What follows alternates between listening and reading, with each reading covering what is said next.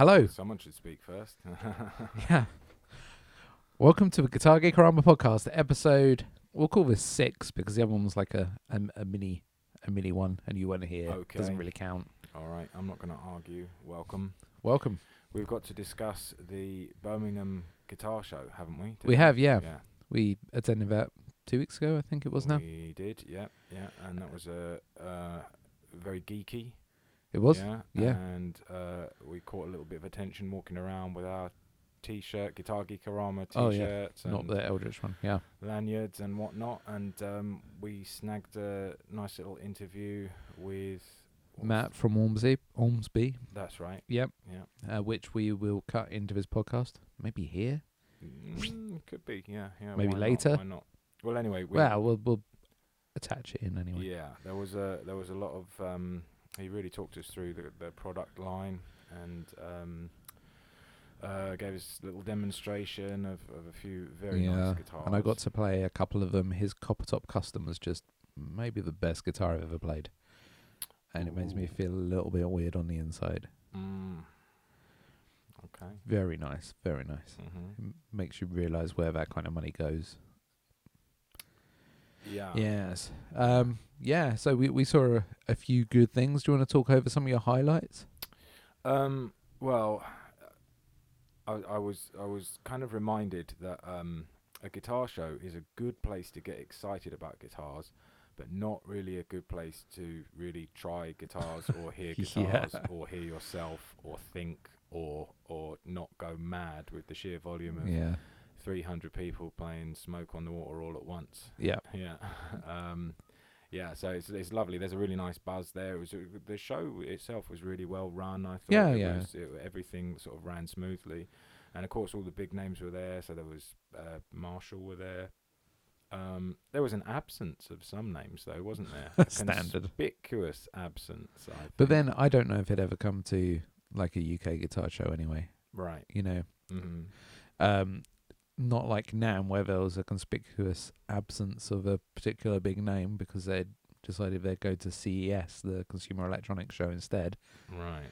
And we'll talk about said big name in a little while, I think. But let's cover off some of the things that we did like from the show. Okay. Well, there was a lot of interesting items on show, and of course we're always looking for sort of innovative ideas and things like that, hence the geeky part of what we do here. Sure. We've been talking about small amps, or pedal board amps and things like that, and one of the things that caught both our eyes was the Taurus. That's right, yeah. Line of pedals. And so amps. I believe a Polish company, I spoke to them for quite a while, and they had a 3-channel head that was floor based. It was pretty good. It sounded nice from what I could hear in the brief time that we tried to listen to it over the cacophony of everything else happening.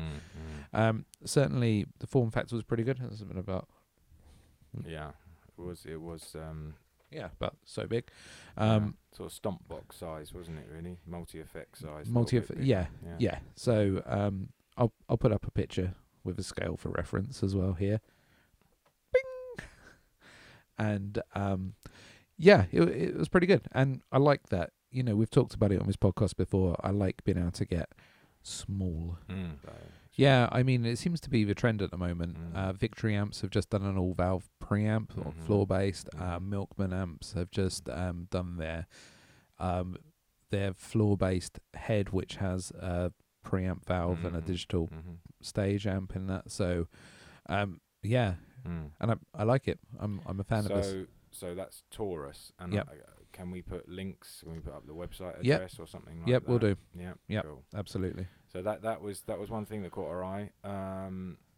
I personally was very pleased to see Patrick Eggle there. Yeah, right. Just because it's a British made, obviously high quality instruments.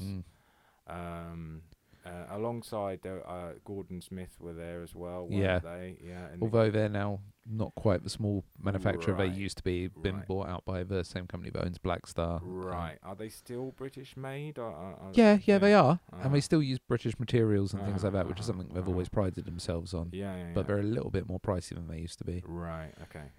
But still quality instruments. Yeah. I mean, I'm not, I by no way am I being all patriotic, talking about like British made and all that kind of stuff. No, but it's British manufacturers producing high quality, instruments. It just caught my eye, and I was kind of under the impression. This is probably terrible to say, but I was under the impression that Patrick Kegel were no longer going, but it seems they've never gone away. They've just they've stuck to what they do best, which is really high quality. Yeah, low production runs. Yeah. Yeah. And I remember, when we were kids, Patrick Kegel was a name that was bandied around quite a lot. That's right. Now, I don't know if that's because the local shop stocked them, so we just saw it a lot and we talked about them, being that kind of PRS type guitar, or whether it was just that they were more out there at the time. But certainly it's a blast from the past for me, yeah. The one that really caught my eye, we'll see if we can find a picture or a link possibly, there was one that was kind of a Strat style body, Les Paul type neck and tuner, and that's always something that I've liked. Yeah. Talk about PRS style guitars. Have you seen the new PRS John Mayer signature series that's just been released? No, I haven't. What is it? It's basically what you've just described. It's it's a Strat body, triple pickups, similar tram, sitting with an upturned PRS neck. Oh, okay. The only other similarity is it's got that similar kind of cutaway in the lower horn that PRS has. But apart from that, it does look like somebody's bolted on a Les Paul neck, onto a Stratocaster. Right. So, there's a lot of jokes going around in the forums at the moment about whether Fender are going to release a Strat necked guitar that looks like a PRS in the body, just as revenge. Yeah, but okay, it seems a bit of a weird move, but Well, I mean, just generally speaking, all of those Patrick Kegel models they don't seem to have changed that much. No, that's right. To be honest, it's and I guess if it's a winning formula, you don't need to do anything. I kind of looked at the price points, and it wasn't. It's obviously quality, and you're going to pay for that, but it wasn't completely out of reach. No, I think that's right. You would get a really quality instrument, and I kind of get the impression that you're really getting an instrument for life then, do you know what I mean? And that you're going to be able to sort of have it looked after and get back to the manufacturer very easily, I suppose, should you need repairs or whatnot. So that was nice. What caught your eye? Well, there's a few things. Vigier, always a guitar company that I've really liked, and I like seeing what they're doing. They had an orange maple-necked reverse headstock guitar in there with no scratch plate, which always pushes my buttons. I believe it was called the Chaos with a K. That looked particularly nice and played lovely, as all Vigiers do. The thing I like about Vigiers is that there's no truss rod in those necks. They've got carbon reinforcements, and it just stays completely flat forever. So they're really stable guitars. They rarely go out of tune when you've got good hardware on them like they have. So is it a wooden neck with a carbon? That's right, carbon strip in it. Yeah. Okay. Yeah. I mean, one of the things that I'd sort of get the impression that every show the Vigier stand is getting bigger. Yeah, it seems to be. Yeah. Yeah, because they were getting a lot of through traffic there as well, weren't they? Yeah, there was a lot happening there. So. Yeah, that was nice. There's definitely a lot of interesting instruments on show. Yeah, and going back to kind of British-made guitars and small manufacturers, a couple of guys we saw there, we dropped in on the Crimson Guitars booth. Had a quick chat with Ben. They're knocking out beautiful guitars as always. I've spoken to Ben in the past, and he's given me a tour of his factory and everything, and it's a great. It was unfortunate. We managed to snag that one interview before it got, because it was in the acoustic area. Yeah, that's right, and that was before it got chaotic. Yeah. But we were going to go back and interview Ben, and he was into that. But by the time it was just so loud. There was no way we would. No, it's just not happening. Meaningful out of it. So, possibly we'll be able to catch him. Yeah, it'd be good to have a proper chat with him. If you haven't seen his podcast as well and YouTube videos, go check them out. They're fantastic. Yeah, really lovely guy. In terms of sort of tips for luthiers and tinkerers, it's a gold mine with him, isn't it? Oh yeah, I refer to them regularly. Very good. Yeah. He's a craftsman for sure. Mm-hmm. And then we dropped in on the Granger store as well. Darren Granger there. I've spoken to a few times. Can I just say I need reminding? That's that fine. One doesn't come into my head. We just passed it briefly, and I think you were talking to somebody else at the time. Okay. I know him primarily because he manufactures kind of metal parts for guitars, like bridges and scratch control plates and things like this. But he's also started making guitars for himself, and they are really nice quality as well. So it's worth checking out. I'll put a link up to his work here as well. I'll be sure to watch this podcast so that I can see pictures of the guitars that I probably didn't see when we were That's there. good. Yeah, Absolutely. So I mean, they're my main highlights from the day. Had fun. We didn't stay there particularly long, just because it was just manic. Yeah. But I think we'll know for next time. We'll just try and get some interviews in early when the doors open. Yeah. For sure. Yeah. I mean, there were a couple of because we were talking earlier about innovation with instruments and especially with guitar and amps and whatnot. There were some how can I say, innovative ideas there. Yes. Yeah. Yeah. Are you talking about? You tried one of them. One of them guitars. I'm not a fan of the name. Right.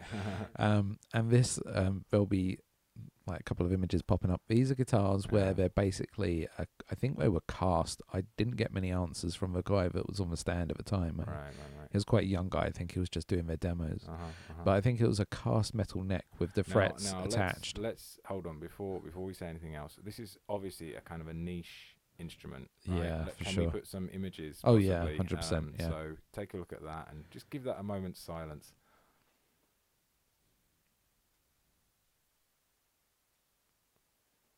Yeah, so I mean, for some people, they'll be going, wow. And for other people, they'll be going, wow. And I mean, they're certainly different. Yeah. And I respect them for that. And now, I'm quite interested in the concept, to be honest. Like, the styling, take it or leave it, Charvel's too far out for me, do you know what I mean? But the idea I really like, and it reminds me a little of a guitar that I always wanted to try, but I don't think it ever did big runs. And it's a guitar that's made out of aluminium tubing. And the neck, do you remember this one? And Birdfish or something was it called? Something like that. But the neck was floating.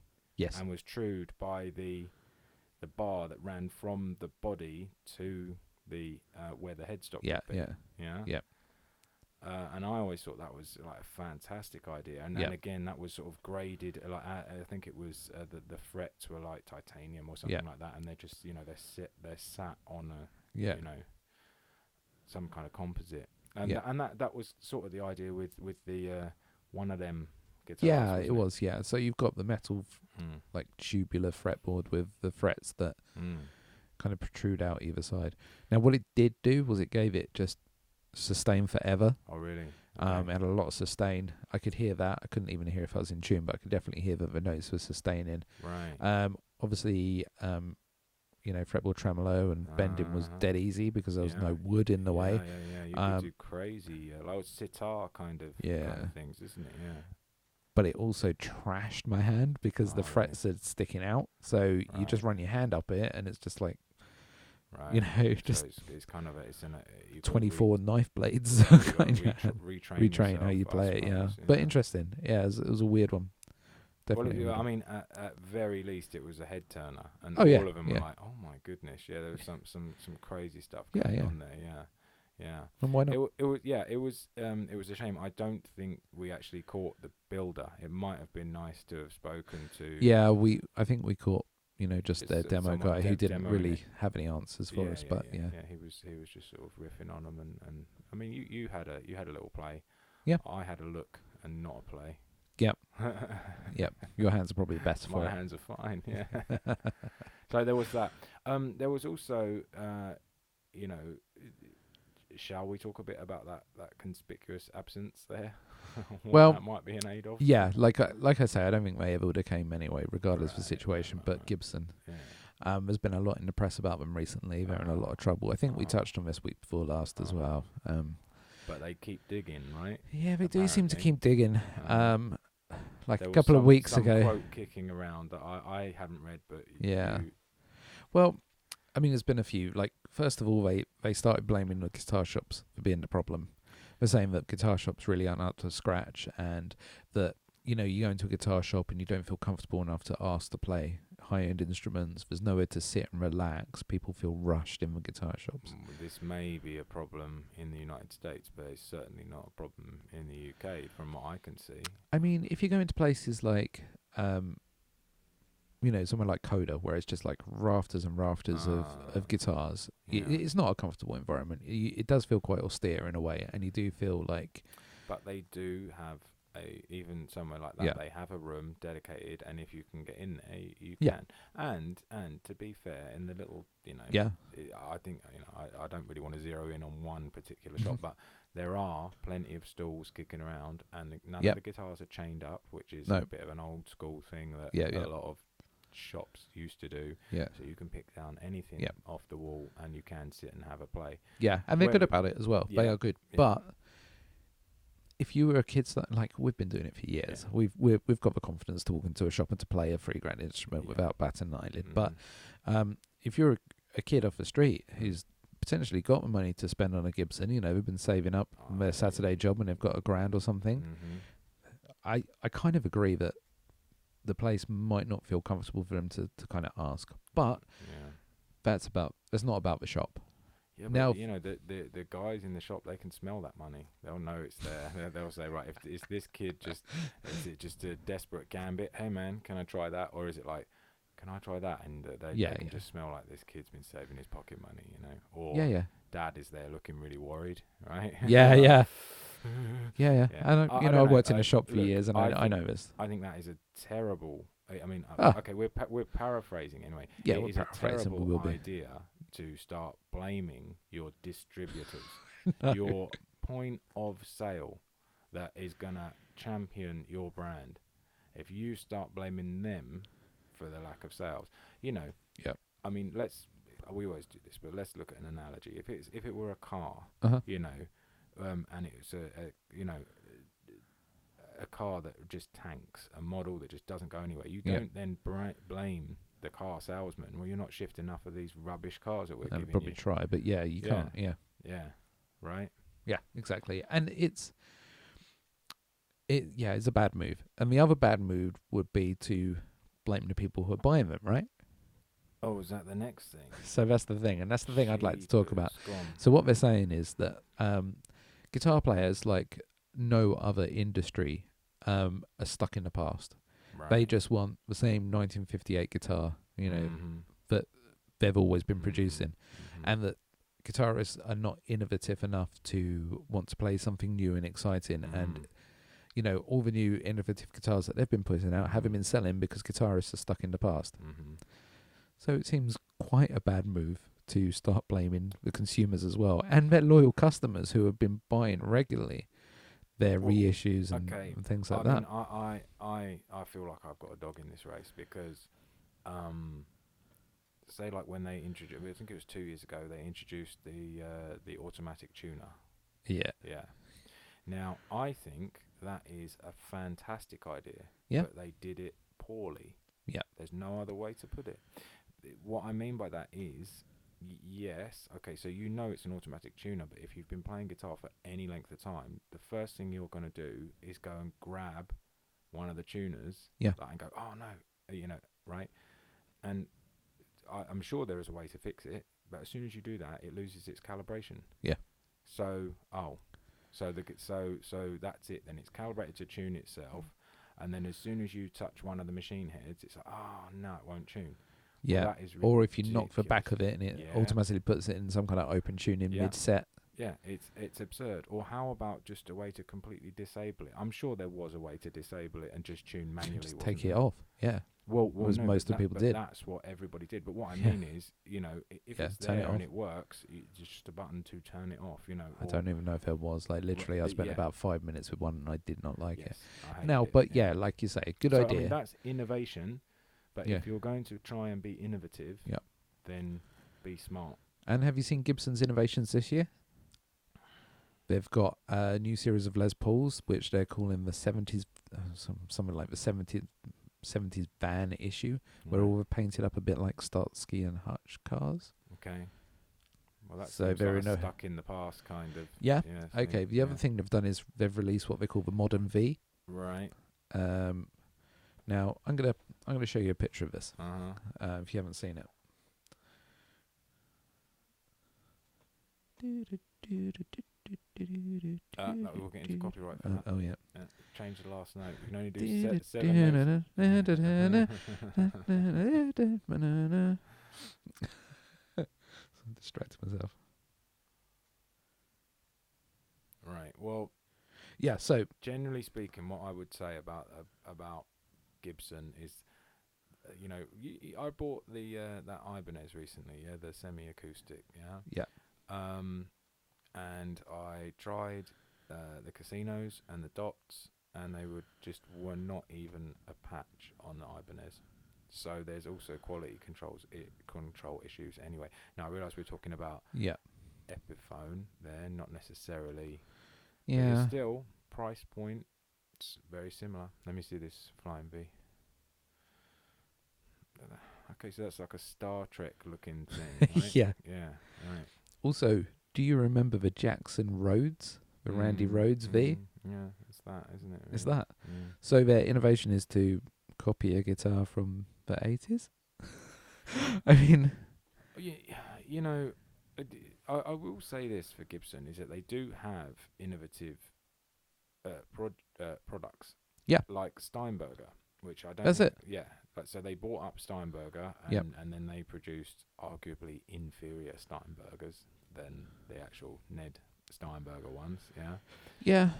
But still, so there's your innovation, right? Great.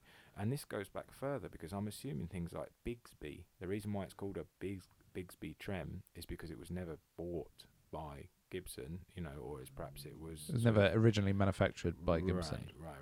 Right. Maybe co-opted by them or something. Yeah, I'm sure that other geeks can correct me on that, but I'm assuming that that's true. And I would say that I would never buy a Gibson Les Paul because I wanted a modern guitar. I would buy a Gibson Les Paul because I want a Gibson Les Paul. And it's not about being stuck in the past. It's about that is an icon, and if it's done right, it works. It's fantastic, and it's a workhorse. Yeah, that's it. Yeah.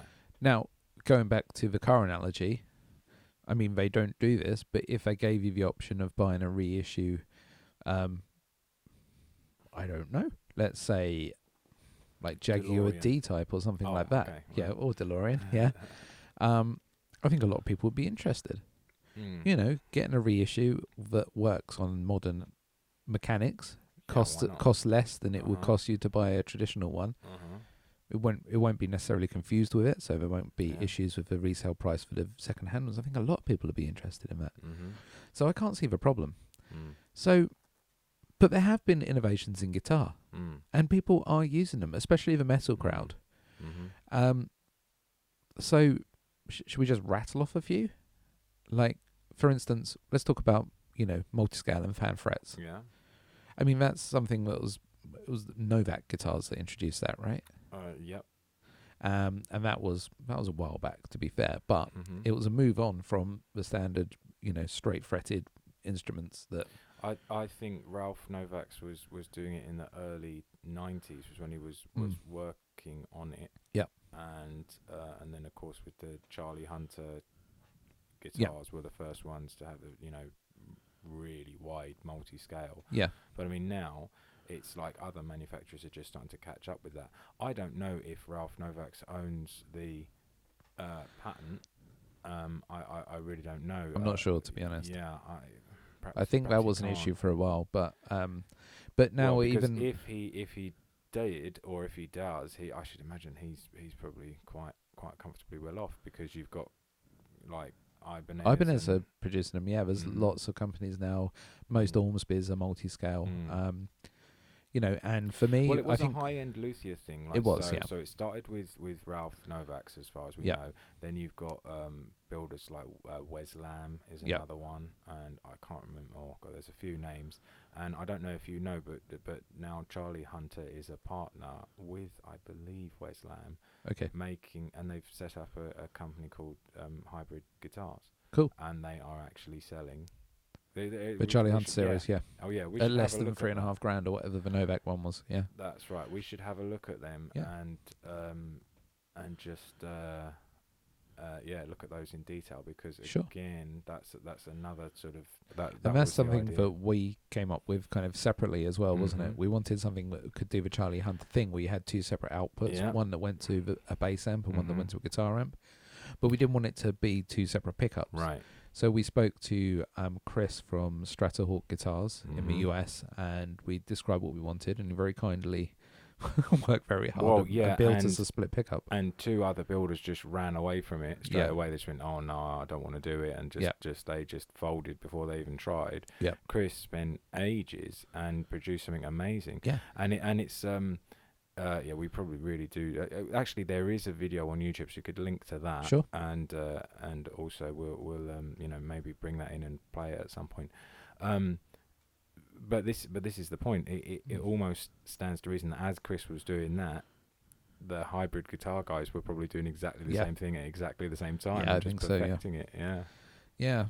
So there are innovations out there. So we've got that. Yeah. On the robot tuner things, do you know who did it better?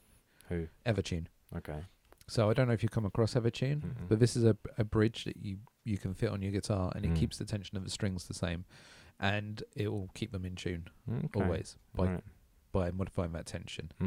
And you can set it so you can still bend properly and things, but it will have limits so that when you bend, it will allow it to a certain stage, and then when you snap it back, it will reset the tension. Oh, okay. And people like Devin Townsend are using these regularly, and they've become quite popular. Ola England as well. I think he has them on his signature guitars.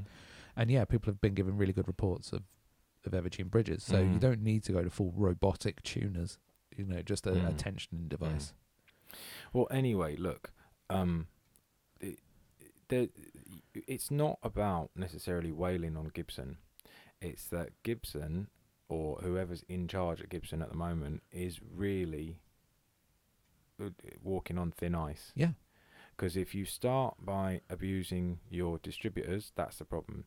Then if you criticise your customers, that's unheard of. But there was a third thing, wasn't there?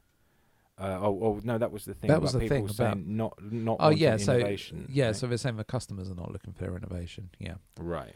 But I mean, they're out there, and I just, I love innovation on guitars.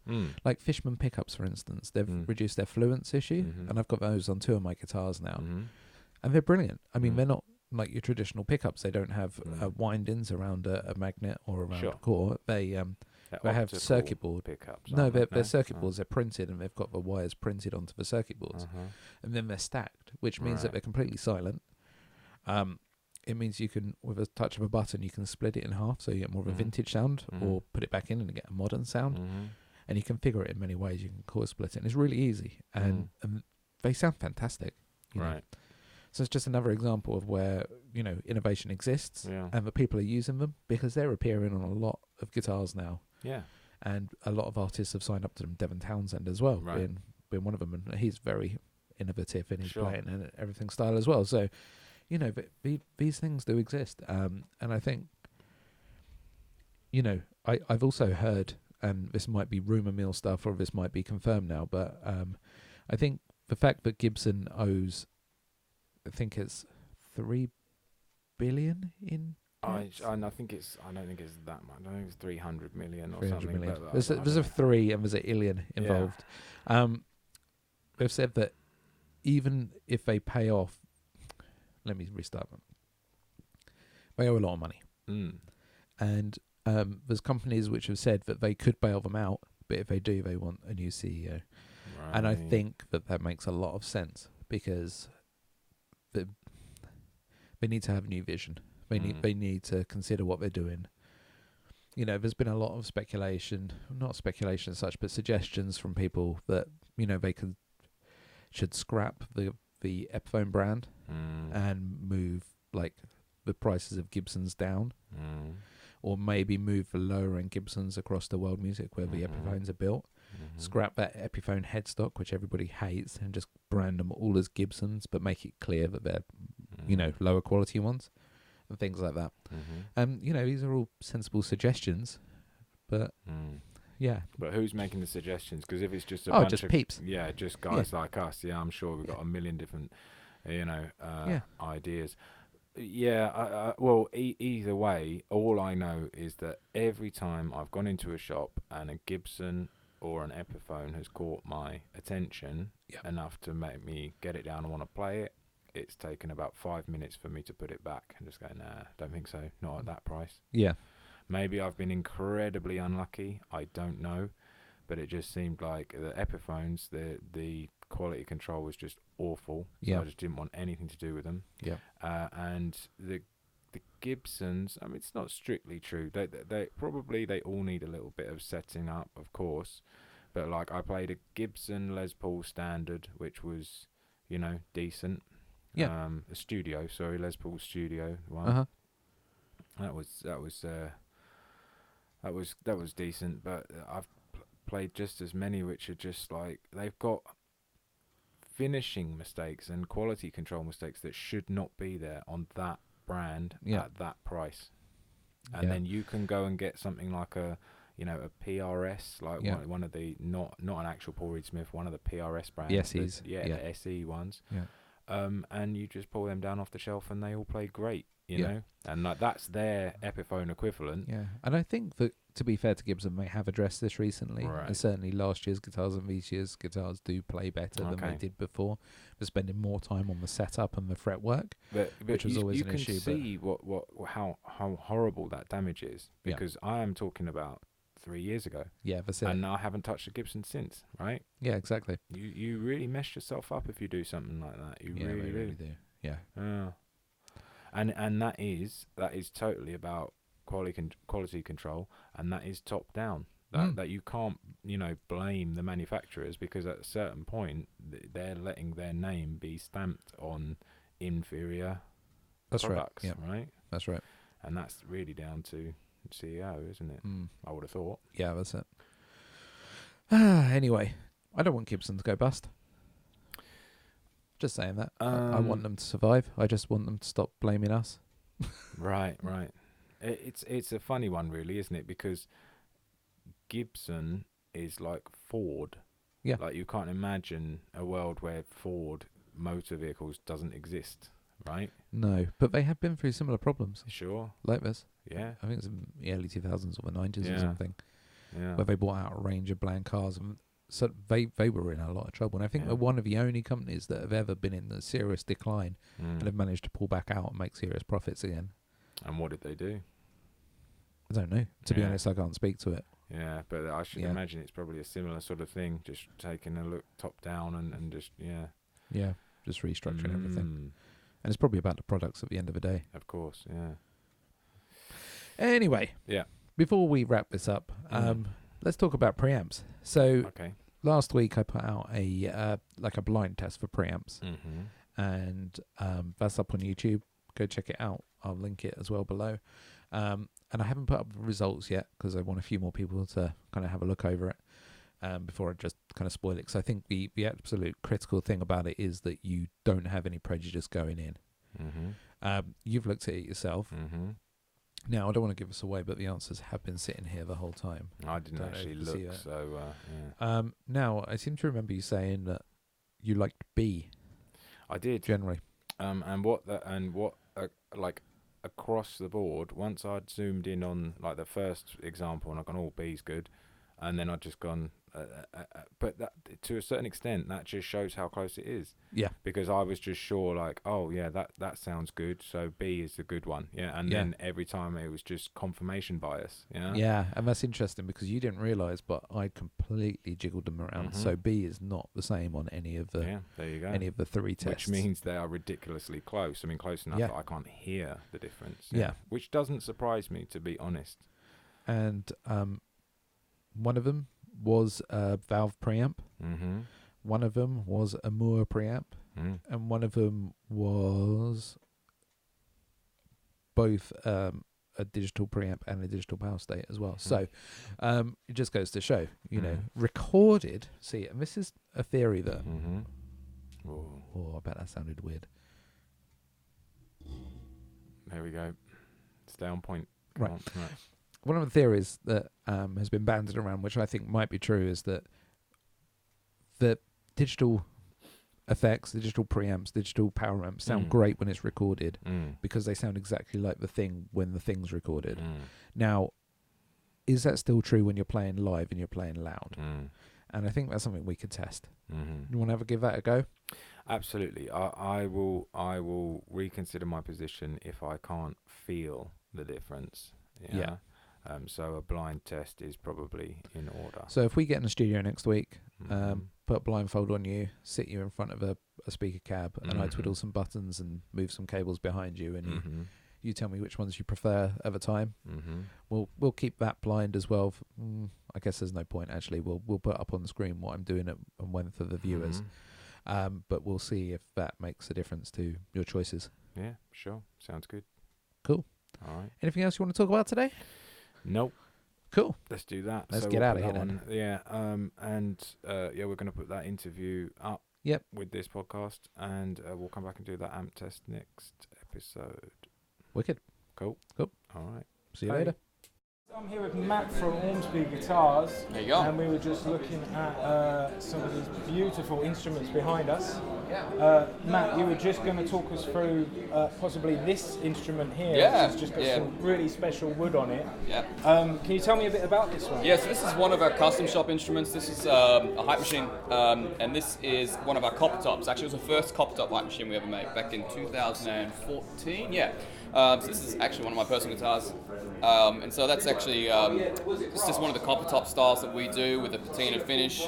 They're pretty special to us. We've got a whole range of them now. We've got lots more that have come through since, and a few more coming out very soon to custom shop customers. And we actually have now on our GTR line our headless Goliath headless model, which I'll show you soon. That has a copper print, so we've actually taken one of our copper samples, got a very special high-resolution image, and printed it on the center finish, and it looks amazing. You'll see that real soon. This guy's copper top, Pamela ebony board, swamp ash body with an aged finish, and a 3-piece Tasmanian blackwood neck with ebony veneers. It's super lightweight, it's chambered, really aggressive looks, and of course it's multi-scale. It's what we do, and we're really proud of it.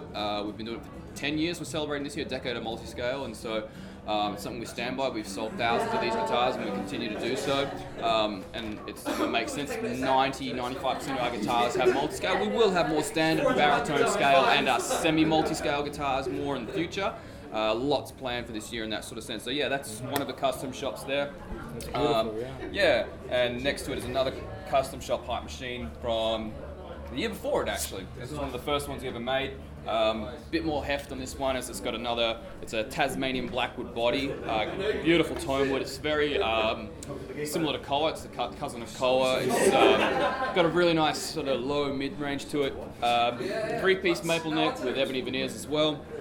Really crazy spalt burl flame maple top, Cocobolo fretboard, stainless steel frets, multi-scale of course, our custom pickups, which is the Nunchucker and Della Cream with coil splitting options, hip shot lock and tuners, can't really go wrong with I it. think we'll have to get some close-ups of these in a moment because I mean the finish is just beautiful, but you've got to see it up close. Yeah. It's amazing. Yeah. So I mean, generally speaking, Ormsby is becoming a bit of a holy grail. You must be aware of your reputation out there. Yeah. Sort of, and, yeah. You know, they're obviously very high-end, beautiful guitars, but I think seeing them up close like this, you can start to get a sense of the quality of the build and just what kind of instrument they are. Yeah. Dave had a little play on one of them earlier, and obviously they play fantastic too. Yeah. I'm very interested in the headless one. This Yeah, is let's just grab my that guy. kind of, Yeah. We'll come back to this guy in a little bit then. Uh-huh. So this is one of the first Goliath GTRs we had. They're all on their way now, which is great, the full range. So this is a chameleon finish 6-string Goliath. So it's headless, of course. We've got custom hardware done by Hipshot USA. Really great tuning mechanism, really precise. We've got our custom pickups loaded in there as well, so you're getting basically the tones you'd get out of a custom shop instrument. Mm-hmm. Same sort of hardware, ebony fretboard, jumbo stainless steel frets, glow side dots, push-pull, coil, so it's tone tappable there, and a really nice heel for a bolt-on. It's super lightweight. You just look at the size, and they feel and play just mint. I finally got to sit down with this morning after sitting with it with Nam. Crazy noisy, and I have 4 customs myself, and I'm like, these things are just great. So these are coming in 6 different options. I'll be landing in the UK very soon in 2 different chameleon finishes, and 6, 7, and 8-string multi-scale. We've got one with a copper print, of course, Macassar ebony, a really wild sort of slimy green flame top. This really nuts black and white veneer. So if we link quite back, a few finishes. So if we link back across to your website, there'll be some there's some sample point pictures of and, everything, and we'll have all the proper pictures coming up soon. You can see 3 of the official finishes online as well, and through our Instagram. Actually, Instagram and Facebook are really good to stay up to date with really relevant and new photos and content from us. But yeah, we're super proud of how these have turned out because the quality is great, the finishes. The lighting here is exactly ideal, but you can see. But you can see it's a 2-tone finish. Right? So the final one is green and blue, and they're just great bang for buck.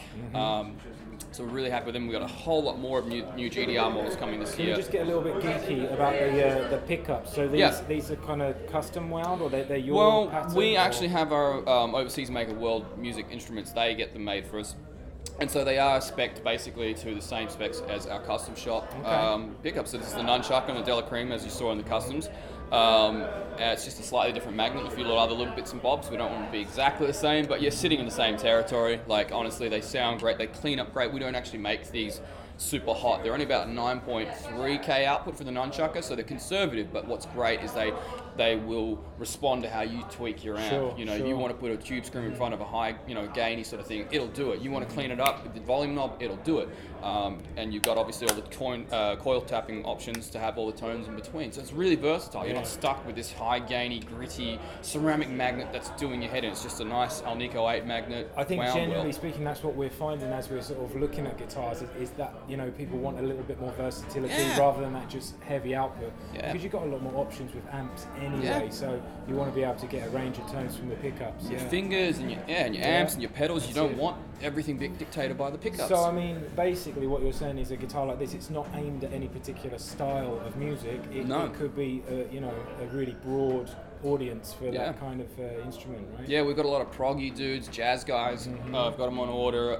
Blues guys, they're just versatile. I don't think they're a pretty aggressive-ish shape, I guess, but I don't know. Depends what your take is on it, But we're happy with them. So that's the Goliath GDR, and we've got a lot more coming this year in the GDR range. We've, like I said before, we're celebrating a decade of multi-scale, and so we're actually, if you want, we'll have to show you a little bit. My SX Carve Top, which is the first multi-scale model we made. Should I grab it out? Please do. Yeah. So this is sort of. This thing is, it speaks for itself. So that's the SX Carve Top. 10 years ago, Perry made the first one in a really mint pearl white finish. And so this year we're doing about 10 different models and 10 different finishes. And, they've got the really nice side shot there. You can see the contours are, just right for the body. Just looking at it, I mean, it's Semi-scallop. So it's a bit hard to see probably, but they're scalloped from the 12th to the 24th, and that's just the justification there is if you think about the skin of your fingers there, when you're fretting in that sort of manner, you've got more of the meat of your fingers, if you want. As you go further up, your finger flattens out, so there's less of a need for it. And it's again following the arc of where your wrist moves on the fretboard. So this was a very special guitar to me. So this will be coming, slightly different headstock and finishes, but this is going to be a GTR this year. Very excited to have them coming out. Whole range of finishes. They'll have our hip shot hardware, our pickups as usual. And that's going to be a pretty big deal for us, along with a bunch of new GTRs and a couple of signature models potentially. Definitely one. Can't really say what it is, who it is yet, but it's going to rock some boats, I think. So it's the SX carved top. Fantastic. Yeah, it is. Fantastic. It's very special to me. So I'll put that down. And then the other one that is how spoiled I am is the metal. The idea for this a few years ago was basically as a kid of the 80s, a battle-worn transformer. And so it's a very aggressive shape, of course. It's got a lot of aging, microchips inside of it. And this is really aimed at the jazz players, right? Oh, totally, man. Actually, it does play all right. Now, I don't have a lead in reach, but it's also got a full fiber optic lighting system, which I think, if I look for a cord... Oh, where's my cord? Here we go. I'll grab this one.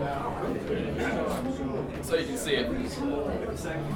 So when you plug in, you've got a switch as well. You've got a voltmeter, but then on the sides here is all the fiber optics, and then your tone control doesn't actually do tone, but it controls the lighting. So you've got 5 different colors there to suit your mood. It's just stupid. Yeah, and that's volts. So actually, you're measuring how much power is left in the battery. Wow.